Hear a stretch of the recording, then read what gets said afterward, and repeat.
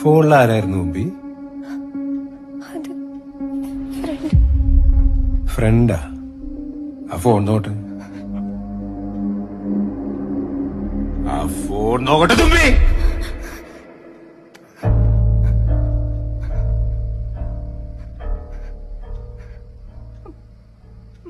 ആഹാ, Kalba. കൽബ് എന്നാണ് ഫ്രണ്ടിന്റെ പേര്. പറമോളെ, ഈ കൽബ് എന്ന് വെച്ചാൽ എന്താണെന്ന് അറിയോ നിനക്ക്? അറിയില്ല? അറിയില്ല? അറിയില്ല.